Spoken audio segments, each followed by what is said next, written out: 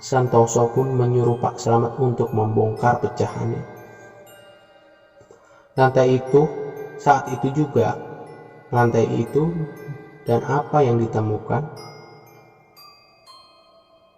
Pak Slamet sungguh mengherankan. Di balik lantai, Pak Slamet menemukan selembar kain kafan yang bertuliskan aksara Jawa.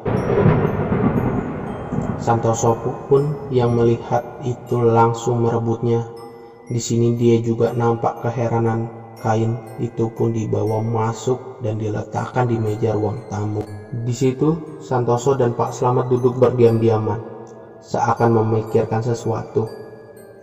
Dan akhirnya Pak Slamet pun mulai buka suara perihal kecurigaannya dengan kejadian akhir-akhir ini. Santoso sempat membantah dan tidak percaya. Tetapi di sini Mbok Urip yang mendengar pembicaraan itu dari ruang TV ikut datang dan berbicara.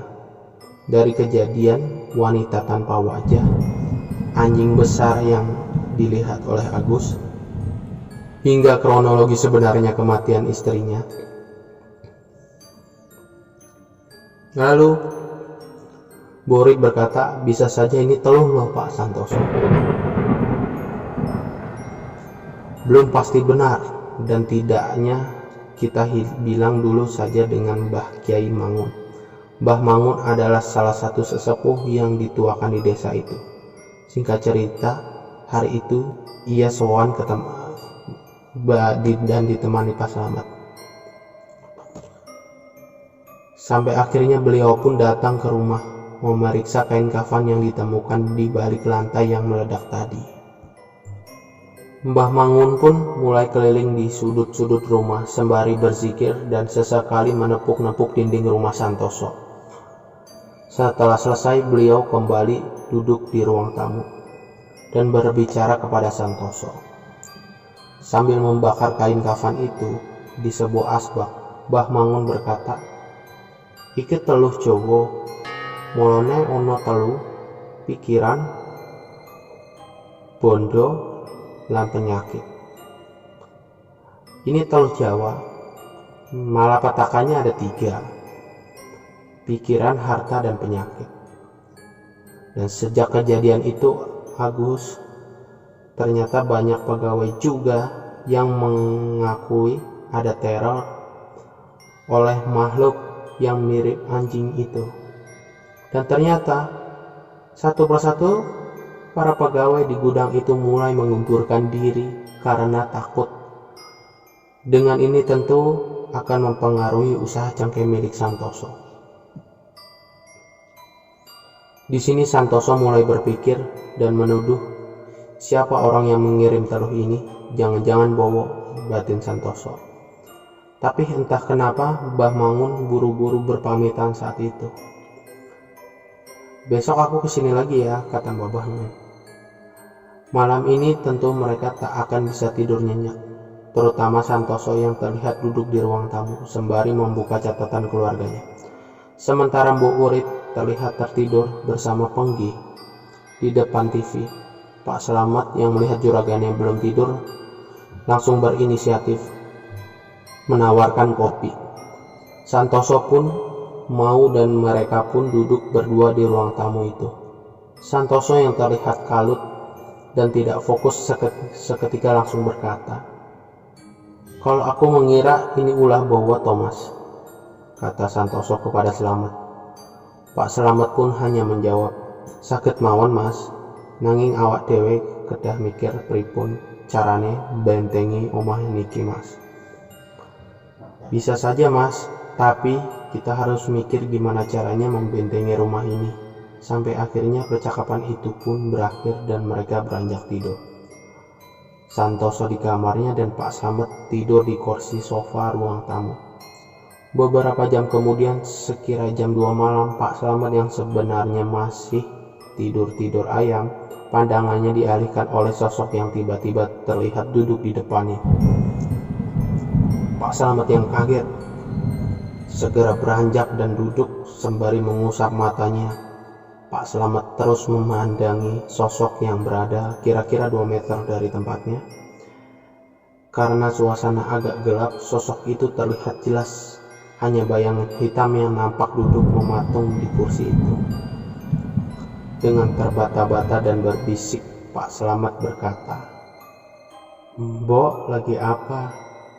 Pak Slamet mengira itu sosok adalah Mbok Urip. Tapi setelah Pak Slamet bertanya kepada sosok itu, dengan perlahan sosok itu mendongakkan kepalanya dan terlihat kini wajahnya yang terang. Entah apa yang menerangi wajah itu. Di sini Pak Slamet yang terpaku tapi masih mencoba berani.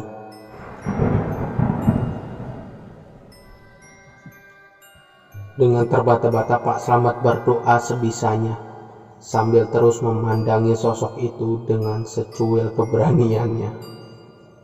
Semakin terlihat jelas, sosok itu rambutnya panjang terurai, tanpa wajah tapi memiliki mulut. Sosok itu sedikit maju, mengarahkan telinganya, seakan-akan menyimak Pak Slamet yang tengah berdoa dengan terbata-bata. Dan dengan nada mengejek namun berbisik, sosok itu berkata kepada Pak Slamet, "Kok kanggo Met? Apa perlu tak rewangi lehmu donga? Hihihihi. Kok berlibet-libet, Met? Apa perlu aku bantuin berdoa?" Sambil tertawa seketika itu, Pak Slamet tubuhnya gemetar dan mendengar kata-kata itu.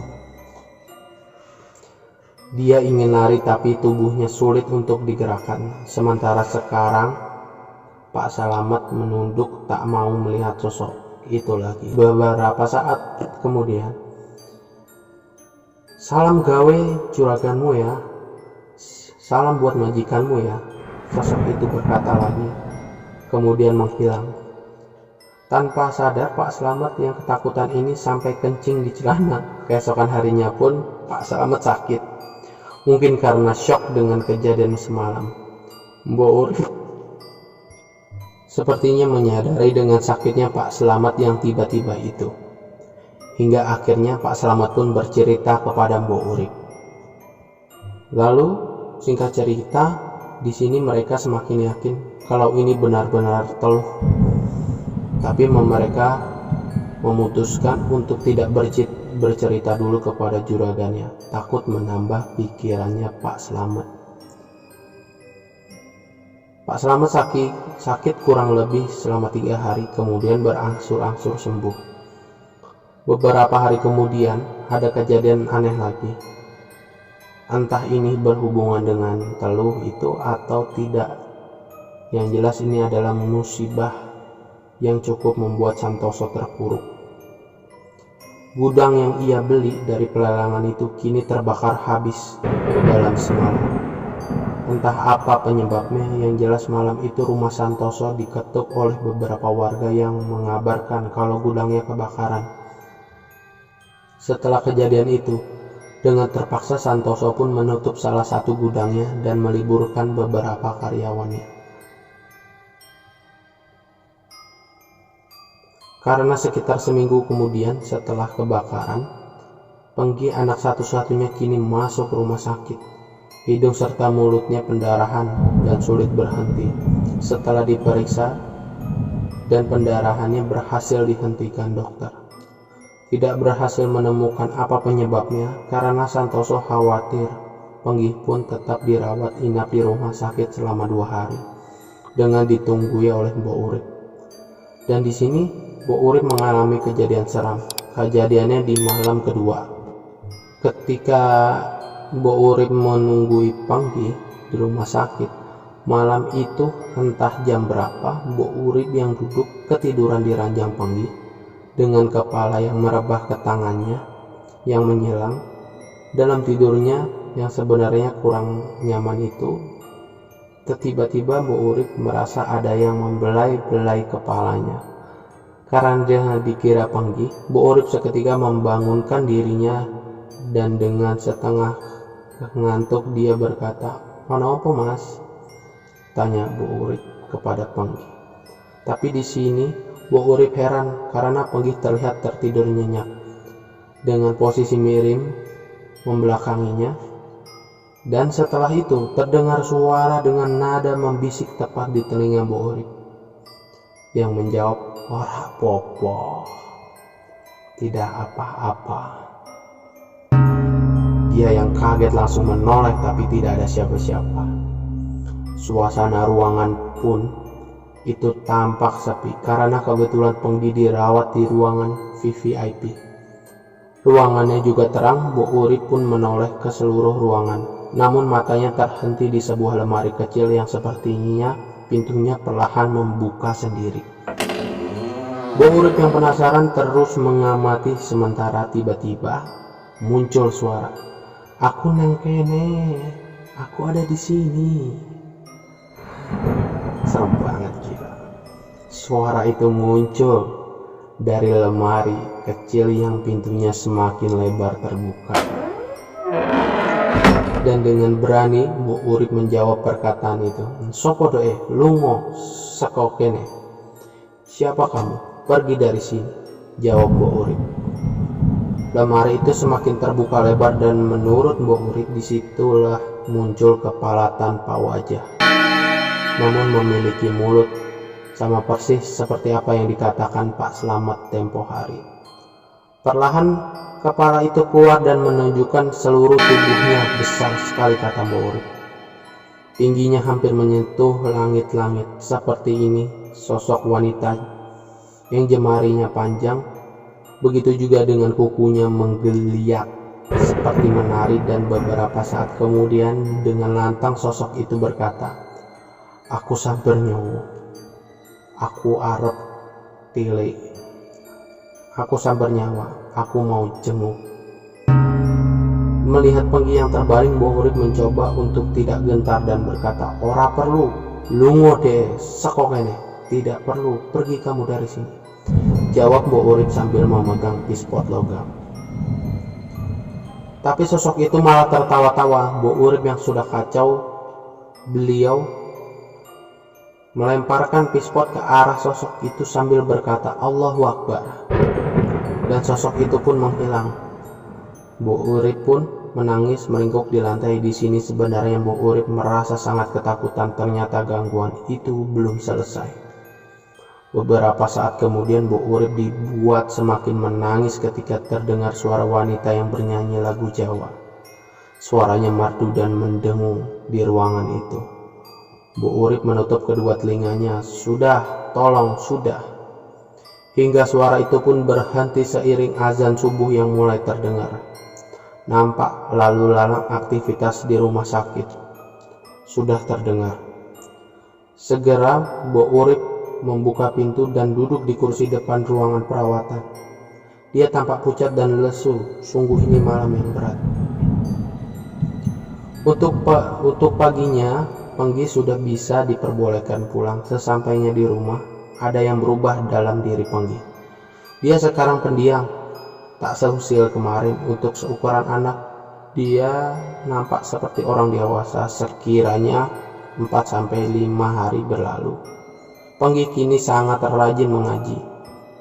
Terlihat setiap dia yang selalu siap dengan baju kokonya 1 jam sebelum menunggu guru ngajinya di ruang tamu. Penggi mulai ngeyel mengajak ayahnya untuk sholat tepat waktu. Perubahan yang baik memang, bisa dibilang 180 derajat. Tak seperti dulu yang manja agak pemalas. Tapi ternyata perubahan Penggi ini merupakan buang tabiat, kata orang Jawa. Seseorang akan berubah sikap dan sifatnya saat menjelang ajalnya, karena tiba di suatu hari. Waktu itu sore setelah Penggi mengaji, listrik kebetulan padam.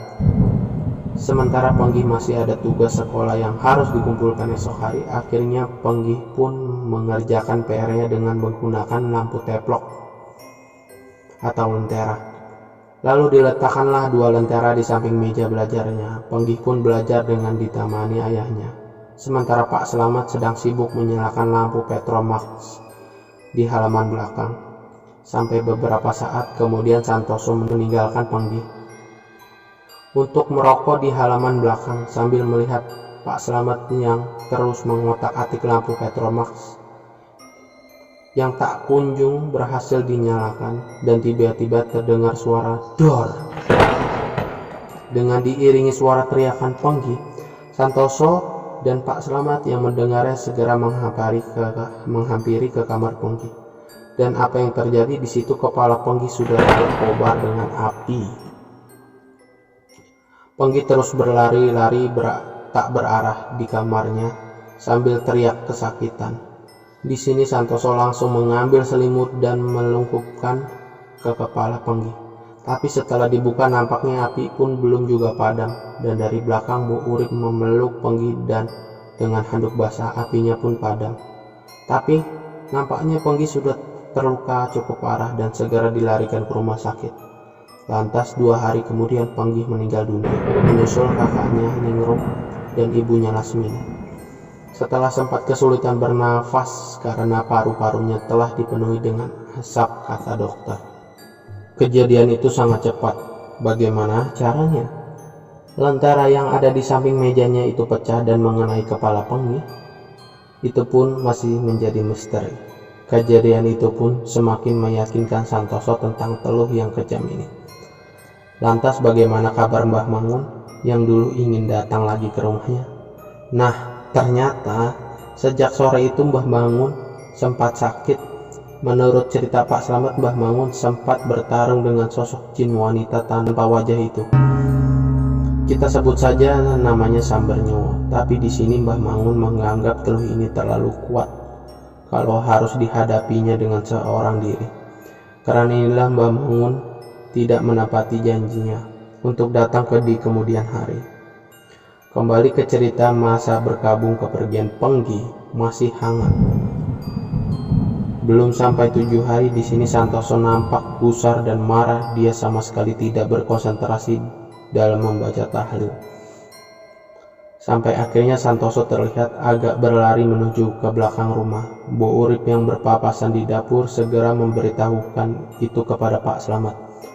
Terlihat Santoso sedang mengobrak-abrik ruang perkakas dan mengambil sabit, kemudian berlari lewat samping rumahnya. Pak Slamet mengejar sambil memberitahukan itu kepada warga yang masih berada di rumah selepas tadi acara tahlilan. Mas Toso ngamuk, begitu kata Pak Slamet. Warga kini berhamburan mengejar Santoso yang ternyata pergi ke rumah Bowo. Untung di situ ada pagar pembatas. Lalu depan pagar Santoso berkata, "Metu desu. Wes cukup yo saiki, nek wani ngadepi aku langsung. Ayo paten-patenan. Keluar kamu anjing. Sudah cukup ya sekarang. Kalau berani hadapi aku langsung. Ayo saling bunuh." Warga sama sekali tidak berani mendekat karena Santoso ini memang sosok yang sangat dihormati di desa itu. Hanya Pak Slamet yang berani mendatanginya perlahan. "Sabar Mas, eling," kata Pak Slamet. "Ora iso Kang." "Tidak bisa Mas." Tapi untungnya Mbah Mangun datang merangkul dan menenangkan Pak Santoso. Sambil merebut sabitnya dengan perlahan, Mbah Mangun berkata, "Wes, sing sabar. Awak dewe raiso bukti, iso-iso dee di penjara. Sudah yang sabar. Kita tidak bisa membuktikannya. Bisa-bisa nanti kamu yang di penjara." Tapi baru saja suasana meredam, Bowo malah keluar dari rumahnya dengan muka yang pucat. Dia berkata, "Ono poso? Ada apa Santoso?" Sontak emosi Santoso kembali memuncak, namun kini dia berhasil dipegangi oleh para warga. Nampaknya Bowo ketakutan dan terus berkata, "Aku ora ngerti apa-apa tenan. Aku benar-benar tidak tahu." Tapi di ujung pembicaraan nampaknya Bowo keceplosan dengan berkata, "Nek aku duwe salah, aku njaluk ngapura. Kalau aku punya salah, aku minta maaf." Dengan permintaan maaf ini tentu sedikit menjelaskan bahwa memang Bowo lah si pengirim teluh. Pendapat ini juga diperkuat oleh karenanya memang dari dulu keluarga Pak Carik ayah Bowo ini memang terkenal suka main halus dengan para orang yang tak disukainya. Orang satu desa juga tahu. Cuma karena hal seperti itu memang sulit untuk dibuktikan, akhirnya cuma menjadi omongan belaka. Warga sempat mengira sejak kematian Pak Carik, ayahnya Bowo sudah hilang tajinya. Tapi ternyata sifat itu menurun ke anaknya. Singkat cerita, setelah berhasil ditenangkan lagi, segera Santoso diajak pulang oleh Mbah Mangun dan Pak Slamet. Sampai di rumah, Santoso kembali menangis. Yang menangisi kehidupannya yang begitu tragis. Di sini, Mbah Mangun mencoba menenangkannya dan berjanji akan menangani masalah ini dengan mengajak temannya. Lalu Mbah Mangun berkata, "Sementara dia moco iki sik. Sementara kamu baca ini dulu," kata Mbah Mangun. Sambil menyodorkan sebuah kertas bertuliskan sholawat Nariyah, Mbah Mangun sempat berpamitan. Malam itu pun dilewati oleh Santoso, Pak Slamet, dan Bu Urip dengan datar dan sangat hampa. Mereka tak terlihat saling bicara, seakan bingung mencari topik yang pas untuk diperbincangkan. Tak lihat Santoso dengan muka sayu terus memegangi tasbih sembari membaca sholawat Nariyah di kertas yang tadi diberikan oleh Mbah Mangun. Menit dan jam pun berlalu. Santoso masih terlihat berzikir di depan ruang TV.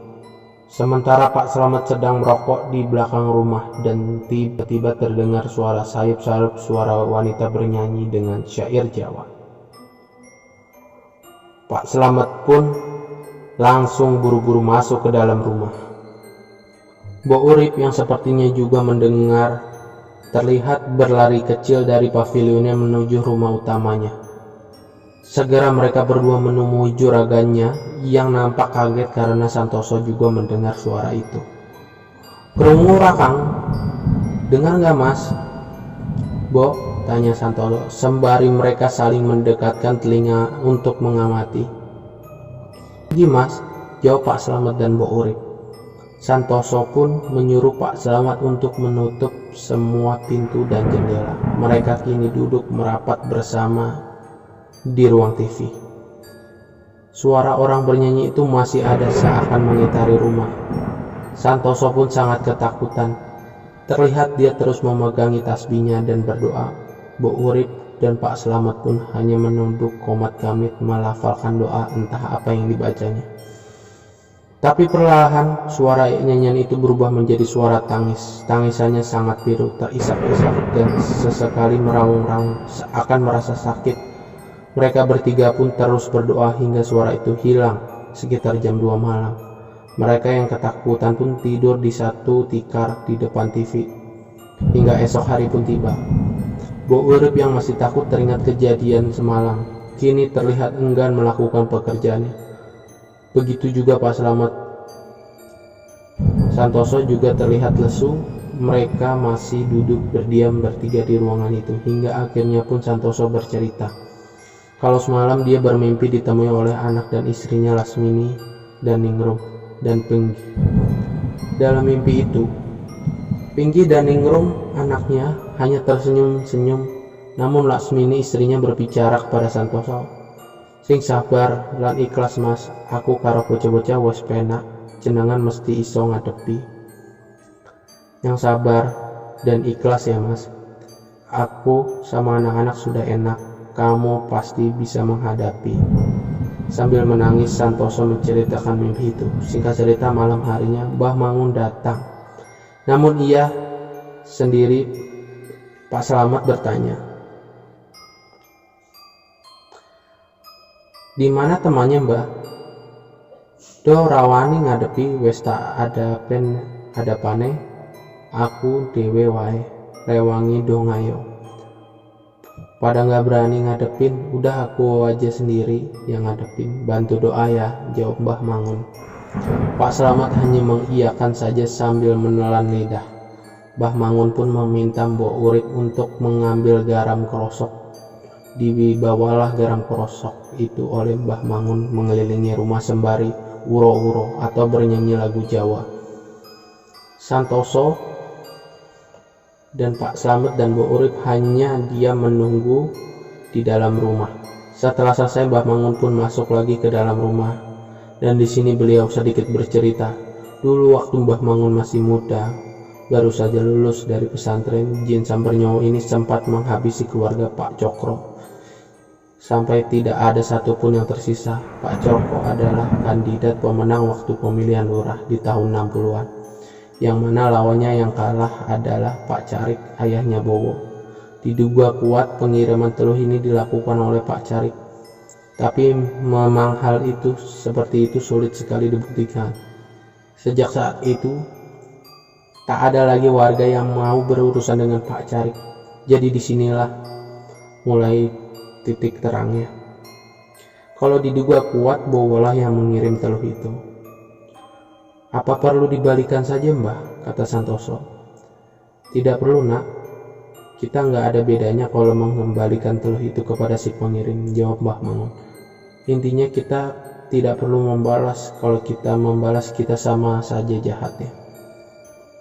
Tak terasa mereka pun berbincang cukup lama, hingga akhirnya pembicaraannya dihentikan oleh suara ketukan di pintu depan rumahnya. Terlihat bayangan siluet di pintu.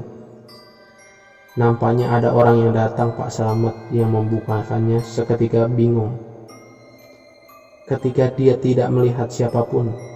Di depan pintu, dia yang mulai merinding pun menghampiri Mbah Mangun dan berkata, "Kok mboten enten cinten inggih, Mbah? Kok tidak ada siapa-siapa ya, Mbah?" "Gak apa-apa, Met, itu teman kita," jawab Mbah Mangun sambil tersenyum.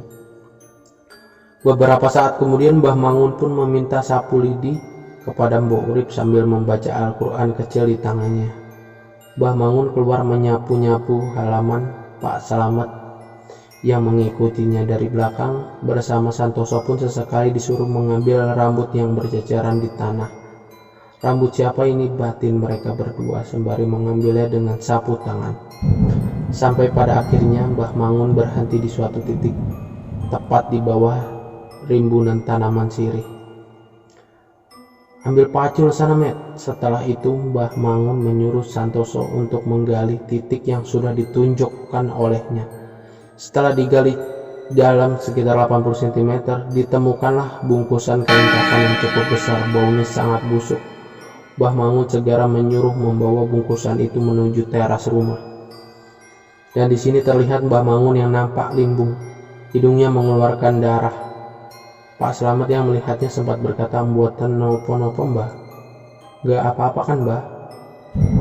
"Rapopo," sembari menutup hidungnya dengan sapu tangan. Akhirnya bungkusan itu dibuka di teras. Isinya adalah 7 butir telur ayam Jawa dan beberapa kertas yang bertuliskan Arab Pegon. "Kecekel intinya, tangkap intinya," kata Mbah Mangun. Beliau meminta pungutan rambut-rambut itu yang tadi dan menyatukan di satu kain itu. Sampai akhirnya sembari membaca ayat-ayat kursi, Mbah Mangun membakar rambut itu. Sempat terdengar jeritan wanita, suaranya terdengar seperti dari kejauhan. Ketika rambut itu dibakar, kemudian kertas-kertas bertulisan Arab Pegon itu juga dibakar. Dan setelah itu, giliran telur-telur itu dibuka. Setelah dibuka, isi telur hitam pekat dan mengeluarkan bau busuk. Mbah Mangun pun membuka telur itu satu persatu, sembari terus membaca ayat kursi sampai semua telur itu habis. Dan setelah itu Mbah Mangun membakar semuanya. Santoso di sini nampak keheranan dengan semua hal ini. Bagaimana semua ini bisa terjadi? Akhirnya proses bersihan itu pun berakhir dan Mbah Mangun pun kembali masuk ke dalam rumah bersama Santoso, Pak Slamet dan Mbok Urip. "Insya Allah ini sudah bersih," kata Mbah Mangun. Mereka pun kembali berbincang bersama di ruang tamu itu dengan topik yang agak menggembirakan tentunya. Apakah teluh itu berhasil dihentikan? Ternyata nampaknya masih tersisa, karena tengah malam setelah Mbah Mangun berpamitan pulang, terjadi lagi serangan teluh itu. Tiba-tiba saja gelas bekas minum mereka yang ada di meja meledak dan seiring dengan itu tubuh Santoso terpelanting kira-kira 2 hingga 3 meter. Santoso nampak meringkuk di sudut ruangan, menunduk dan memuntahkan darah hitam. Pak Slamet segera menghampiri dan memapahnya menuju kamar. Sementara dengan Mbok Urip segera berlari menuju rumah Mbah Mangun. Sesampai di rumah Mbah Mangun, Mbok Urip langsung mengajak Mbah Mangun merapat ke rumah Santoso. Dan sesampai di sana terlihat Pak Slamet yang tengah menunggu dengan muka panik di depan rumahnya. Juragane nyuruh, juragane kesurupan, kata Pak Slamet. Mereka pun segera masuk ke dalam rumah. Di situ terlihat Santoso sedang merangkak, tapi tidak dalam penglihatan Mbah Mangun, karena di sini beliau sama sekali tidak bisa melihat Santoso, melainkan rupa jin sambar nyawa itu. Mangun, Mangun, kata sosok jin yang berada dalam raga Santoso itu dengan suara yang lemah dan parau. Aku ngaku kalah, saiki lemburno aku. Aku mengaku kalah, sekarang leburlah aku, kata jin itu kembali. Di sini Mbah Mangun hanya memegang tasbih sembari terus bersikir, tobat dee, tobat marang Gusti Pangeran, tobat kamu, tobatlah kepada Tuhan yang Maha Tinggi, kata Mbah Mangun. Wes pirang panguripan simbo sengsarake, saiki njaluk ngapura. Sudah berapa kehidupan yang kamu sengsarakan, sekarang minta ampunlah, timpal Mbah Mangun. Di ngapura aku wis kapok, tolong leburno aku, maaf aku sudah kapok, tolong leburlah aku. Pak Slamet nampak takut sekaligus heran. Santoso juraganya yang waktu itu berusia 45 tahunan tampak sangat tua ketika kerasukan. Tampaknya kehebohan di rumah Santoso ini terdengar oleh suara warga sekitar, hingga ada beberapa yang berdatangan. Aku ngaku kalah, saiki lemburno aku. Aku mengaku kalah, sekarang leburlah aku, kata jin yang dalam tubuh Santoso itu kembali. Akhirnya Mbah Mangun mulai membacakan ayat-ayat ruqyah dan mengeluarkan jin yang ada di tubuh Santoso tersebut. Namun ada satu kata yang terucap sebelum jin itu keluar, yaitu aku raiso mati. Sampai akhirnya Santoso pun kembali sadar dengan memuntahkan cairan hitam yang berbusa, dan disinilah teluh ini telah benar-benar berakhir. Jadi teluh Jawa ini didahulu dikenal dengan nama teluh pring sedapur, dengan media jin yang dikirim untuk memberikan penyakit dan mempengaruhi pikiran yang dituju. Biasanya tak ada yang berhasil selamat dari teluh ini. Nyatanya kurang dari setahun keluarga Santoso habis. Namun di sini Santoso berhasil selamat.